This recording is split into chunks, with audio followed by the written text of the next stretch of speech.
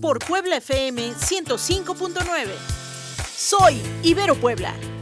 Descubre las propuestas académicas y profesionales de nuestra comunidad. Una ventana para aproximarnos a los alumnos, egresados, académicos e investigadores. Soy Ibero Puebla. ¡Arrancamos! Amigos, comenzamos el mes de abril en Soy Ibero Puebla, transmitiendo en vivo, ya lo saben, desde el 105.9 de su frecuencia modulada SET Radio, a través de plataformas digitales en www.iberopuebla.mx/Ibero Radio, http://diagonal www.setpuebla.mx/home radio en vivo, y ya saben que desde la app de la Ibero Puebla, menú de la izquierda, nos buscan como Ibero Radio. ¿Cómo se encuentran el día de hoy? Carlos Benavides les da la bienvenida en compañía, como no, de Lulú Farrera en la conducción. Lulú, ¿cómo estás? Hola Carlos, ¿qué tal? Un gustazo saludarte como siempre y compartir micrófonos contigo. Un saludo a todos amigos, arrancamos con todo este mes de abril. Les recuerdo nuestros números de cabina para que se pongan en contacto con nosotros. 22 22 73 77 16, 22 22 73 77 17 y 800 224 3000. Redes sociales de la universidad para que vayan y chequen. En Facebook e Instagram nos encuentran como Ibero Puebla MX y en Twitter como @IberoPuebla. En el programa de hoy vamos a contar de una invitada que nos va a acompañar a lo largo y ancho de todo este programa, los dos bloques que ya saben manejamos. Estoy hablando de la doctora Claudia Alonso González. Ella es académica de tiempo, responsable de género en el Instituto de Derechos Humanos Ignacio Ellacuría SJ. Claudia, ¿cómo te encuentras? ¿Qué tal? Muchas gracias por la invitación, Carlos, Lulú, gracias. Un gusto estar con ustedes. Nos vas a platicar sobre los avances, retrocesos y desafíos en relación a los derechos de las mujeres. Así es, sobre todo pues de cara al 8 de marzo, que recién pasó.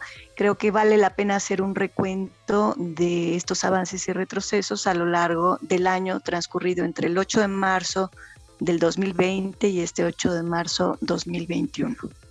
Entonces, por favor, como tú decías en el marco del pasado 8 de marzo, platícanos cuál es el panorama actual en nuestra entidad acerca de los derechos de las mujeres. Ya veníamos viviendo una situación de por sí preocupante que se agudizó, y eso lo iremos viendo también a lo largo de este diálogo en el marco de la epidemia. Pero a mí me gustaría arrancar nada más como botón de muestra con algunos indicadores que nos dan cuenta de la situación de gravedad que en materia de derechos están viviendo las mujeres poblanas. En materia de derechos sexuales y reproductivos, además del cáncer de mama y el cáncer cervicouterino, el indicador de mortalidad materna es preocupante, pues en Puebla el rango de mortalidad materna ha estado entre 30 y 78 muertes por año en el periodo que va del 2008 al 2019, que es el dato más reciente con el que contamos. Por otro lado, tenemos una situación grave en materia de embarazos adolescentes, pues tan solo en el 2019, el 17.9% de los nacimientos registrados en el estado fueron de madres menores de 19 años. Entonces, casi podríamos decir que 2 de cada 10 de estos nacimientos son de mujeres menores de 19. Otro botón de muestra, ahora pasándome al rubro de derechos económicos, habría que decir que en nuestro estado la feminización de la pobreza ha mantenido índices preocupantes. Tan solo en el 2018 la entidad se posicionó como la quinta más alta, es decir, con mayor porcentaje de mujeres en pobreza en el país, según datos del Coneval. Y para cerrar este recuento de indicadores, por supuesto hay que mencionar el asunto de la violencia. Tan solo en el 2020, entre enero y septiembre del 2020, las llamadas de emergencia al 911 por incidentes de violencia contra las mujeres aumentó en 42% con respecto al mismo periodo en el 2019. Y también en esto a nivel nacional. Y en la entidad según datos del Observatorio de Violencia Social y de Género, que está encabezado por nuestra compañera y colega Ana Gamboa, también parte del Instituto de Derechos Humanos Ignacio Yacuría. El observatorio registró 66 probables feminicidios durante el 2020. Entonces, bueno, este es un panorama de arranque, tocando algunos de los derechos básicos de las mujeres, económicos, sexuales y reproductivos, y el derecho a una vida libre de violencia. Claudia, ¿qué tal? Te saludo con mucho gusto, reitero el agradecimiento de Carlos. Y bueno, mi siguiente pregunta va dirigida más bien al contexto de la pandemia, obviamente también abordando el tema de la violencia de género y de este observatorio, ¿no? De la tarea que tiene. Pero ¿qué problemáticas se han agudizado a lo largo de este año? Sí, esta es una pregunta muy importante porque además del incremento de violencia, y ya referíamos el incremento de llamadas que reportan estos incidentes al interior de los domicilios, etcétera, tenemos otros problemas que se agudizaron. Como sabemos, además de la crisis de salud asociada a la pandemia, tuvo lugar y sigue teniendo lugar una grave crisis económica que ha afectado de manera particular a las mujeres, porque en promedio es el género que históricamente ha recibido menor salario. También son mayoría entre la población trabajadora en el sector informal. Ambos elementos las colocan en mayor riesgo de perder el empleo. Entonces es la población, del total de población que ha perdido el empleo, las mujeres van, digamos, a la cabeza. Y en cuanto a la crisis de salud, además, evidentemente, del impacto directo de las mujeres que han contraído COVID, hay otros elementos asociados a esta crisis o que tienen un impacto de género. Uno de estos es que algunos hospitales reorientaron sus prioridades en el marco de la epidemia, disminuyendo los servicios de atención a la salud sexual y reproductiva, particularmente aquellos destinados a la salud prenatal y postnatal. Por otro lado, sabemos de los crudos efectos que la epidemia ha tenido concretamente en las trabajadoras del sector salud, al no contar con equipos de protección personal y, bueno, trabajadoras que han estado enfrentando jornadas de trabajo extenuantes. Sobre este punto vale la pena enfatizar que las mujeres son mayoría entre quienes realizan atención sanitaria en la primera línea. Les comparto unos datos. En nuestro país, el 79.1% de los profesionales que se dedican a la enfermería son mujeres, es decir, casi 8 de cada 10 enfermeras, enfermeros son mujeres. Mientras que el 38.7% de los profesionales médicos son mujeres. Entonces, cuando hablamos de personal en primera línea, realmente estamos pensando tendríamos que estar pensando que hay un elemento o varios elementos de género a considerar, ¿no? Por otro lado, el aislamiento social, el confinamiento que nos llevó al cierre de escuelas, a la saturación de hospitales, etcétera, hizo que recayera sobre todo bajo responsabilidad de las mujeres el cuidado de niños y niñas que se quedaron en casa, el cuidado de personas mayores que han contraído COVID y en general de personas de distintas edades que, bueno, finalmente han requerido cuidados específicos. Como sabemos, históricamente se ha asignado al rol de género femenino pues los cuidados de salud, etcétera. Entonces esto pues intensifica las jornadas aún más en aquellas mujeres que también cumplen con una jornada de trabajo remunerado.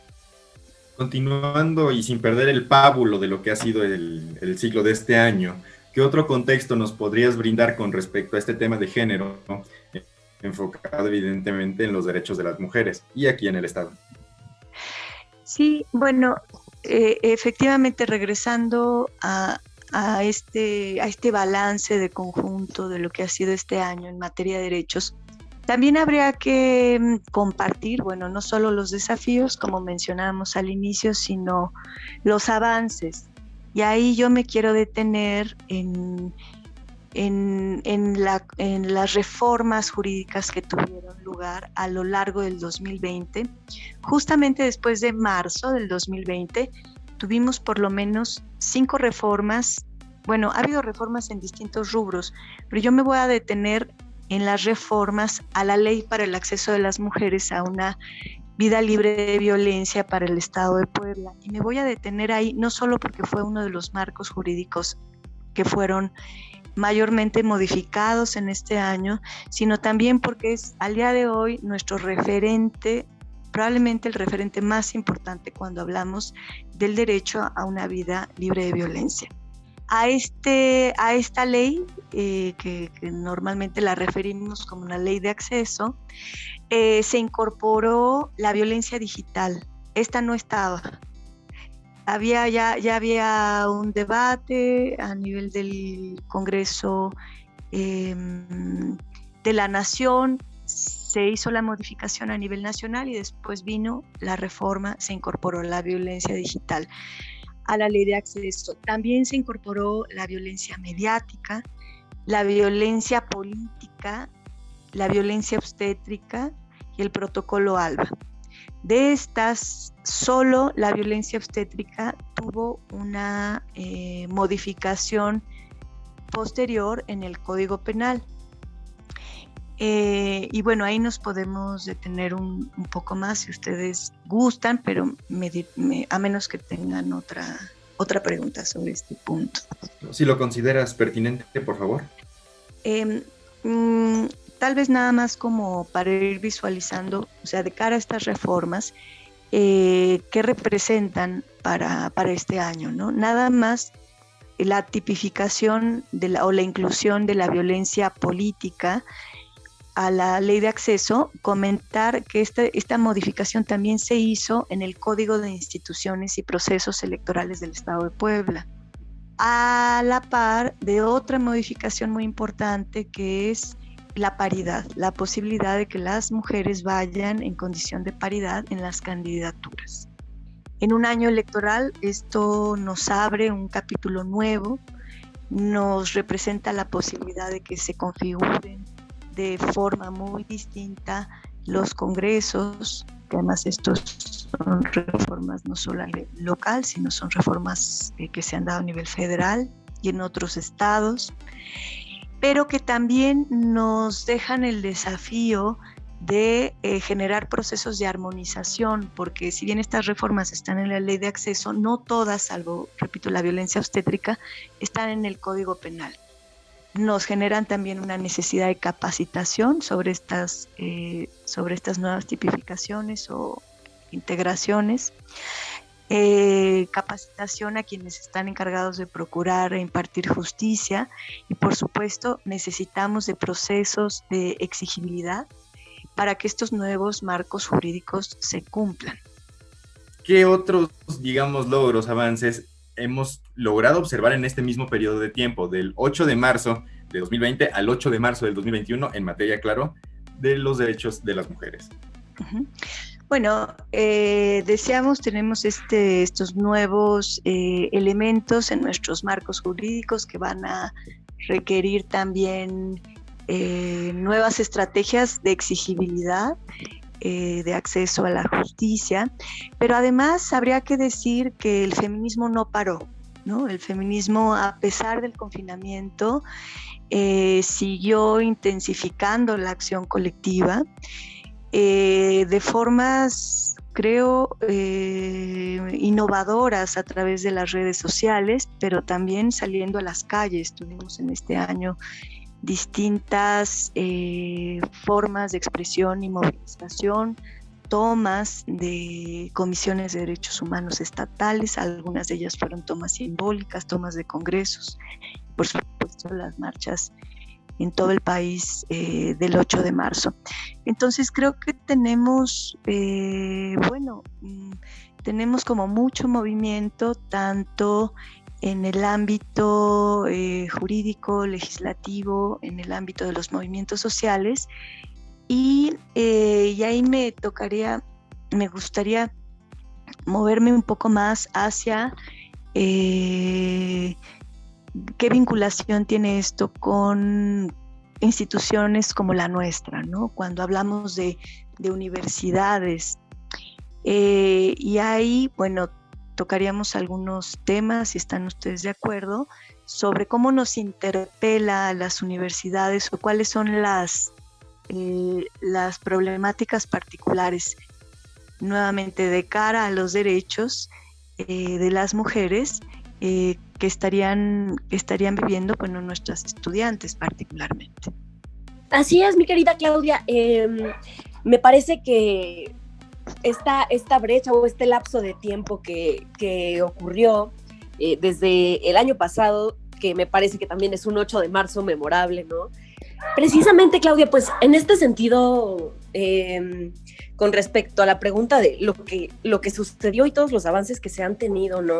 Esta presencia en diversos medios y en diversas áreas que han tenido las mujeres desde el 8 de marzo anterior hasta el 8 de marzo de este año, pues han sido increíbles, han sido extraordinarias, y realmente creo que es una fecha que todos recordaremos, ¿no? Bueno, continuando un poquito con esta pregunta, ¿cuáles son los desafíos particulares que enfrentan universidades como la Ibero en relación a los derechos de las mujeres, ¿no? Particularmente de las estudiantes? Porque como podemos recordar, antes de entrar a la pandemia, muchas situaciones estaban sucediendo en nuestra universidad. Gracias, Lulú. Esta pregunta es muy importante, sobre todo de cara a que muchas de las movilizaciones feministas en el país han estado encabezadas justamente por universitarias. Ha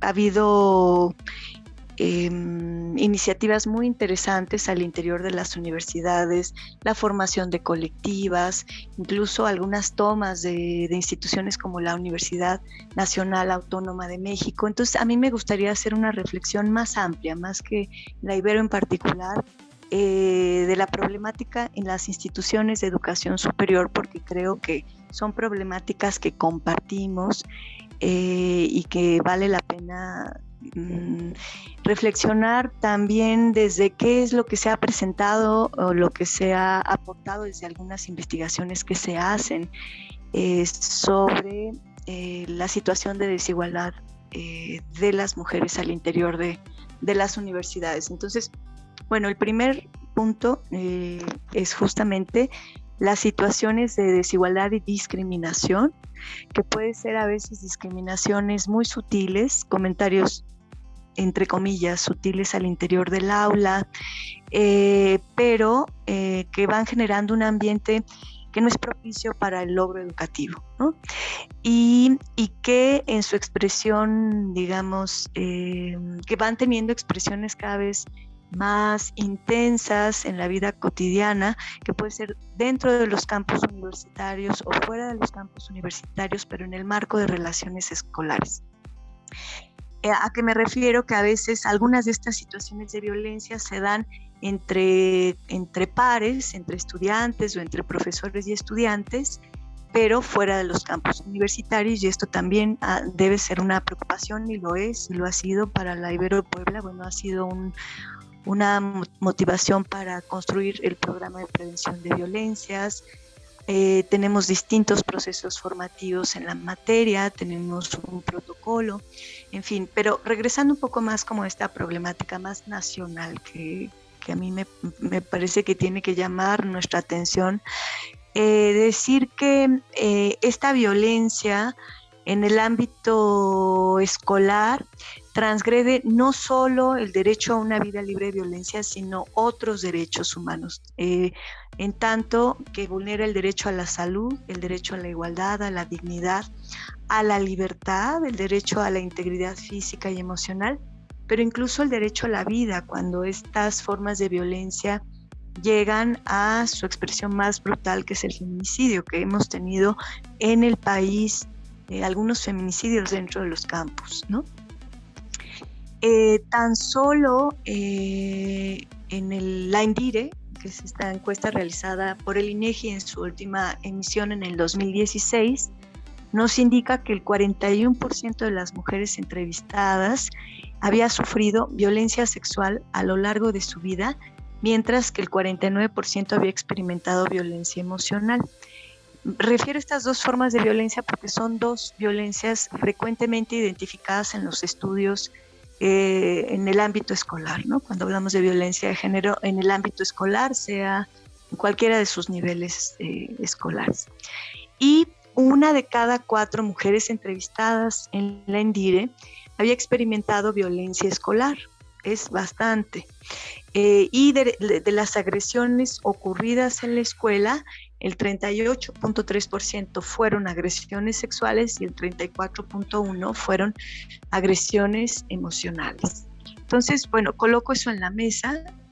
Podemos seguirlo ampliando, pero creo que para entrar al tema puede ser algunos indicadores que también son preocupantes, ¿no?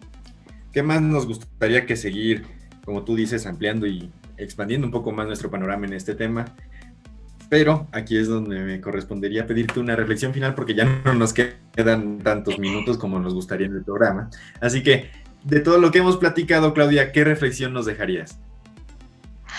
Bueno, recordar, ¿no?, a lo que nos ha convocado esta conmemoración del 8 de marzo, que ha sido como el eje en torno al cual hicimos esta reflexión. Recordar que es una conmemoración para reflexionar sobre el estado de los derechos de las mujeres, que no lo ha sido nunca una celebración, sino una conmemoración. Decir que tenemos desafíos fuertes para este año, que tenemos que estar atentas justamente a estos indicadores, que hay que darles seguimiento. Y bueno, por supuesto, desde los espacios universitarios son temas que deben estar en la agenda en el diseño de investigaciones académicas. Y brevemente, medios de contacto que nos puedas proporcionar.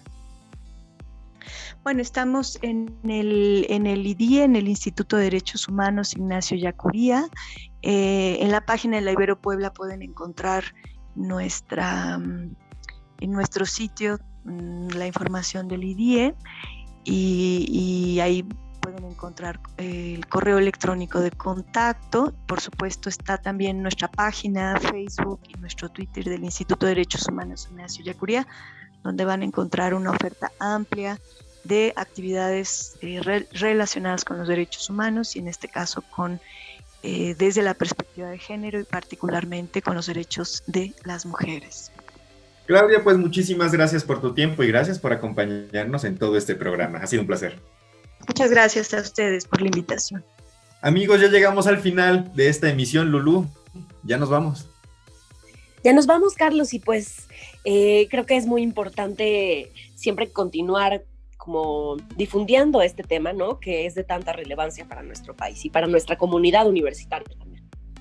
Así es, no me queda más que agradecer a toda la gente que hace posible la realización de este programa. Saludo a la gente en cabina, muchísimas gracias a Vicky en la producción, a nombre de Lulú Farrera, un servidor Carlos Benavides, les desea tengan una excelente tarde, un buen fin de semana que ya está a la vuelta de la esquina y que nos sintonizamos cada jueves en punto de las 15:30 horas a través del 105.9 FM.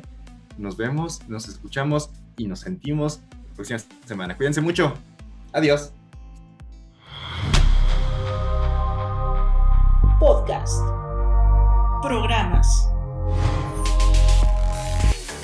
Conéctate y da play a nuestra programación Primavera 2021. Sitio web www.iberopuebla.mx/Ibero Radio. Redes sociales: Facebook, Medios Universitarios Ibero Puebla. Instagram, Medios Universitarios Ibero Puebla. Ibero Radio.